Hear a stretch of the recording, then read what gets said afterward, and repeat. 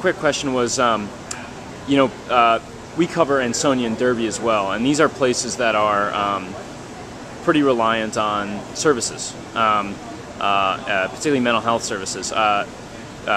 Patricia Reamer, the Demas Commissioner, spoke in Ansonia back in June and said that if the unions took the deal, mental health would Demas would be able to maintain a consistent level of services. It looks like the deal is dead now.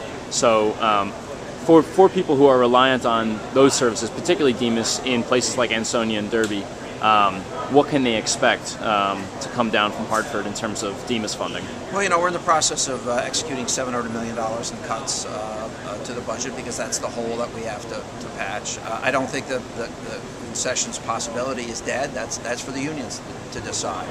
We put together a great package that would have preserved services. In the absence of that, we may have to cut those services. But I would disagree with your terminology.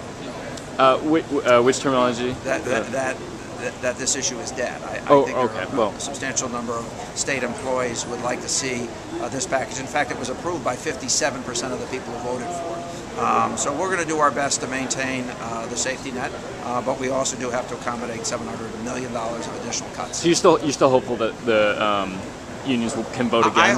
Listen, I made it very clear I didn't want to lay anybody off. I was willing not to lay anybody off in exchange for putting our relationship with our employees on a sustainable basis. It is not sustainable any longer on the current basis. Right. You seem frustrated, Governor, that it's really starting to hurt Connecticut's business. I've heard you at a couple of these forums, and the deal didn't get done. It's not just the deal with the employees, but it's hurting Connecticut. Yeah, sure. It absolutely does. I think that this was destructive. People should have known what the implications were, which is large-scale job loss in a time of very high unemployment.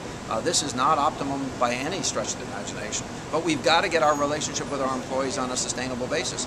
We could no longer afford that relationship in its current form.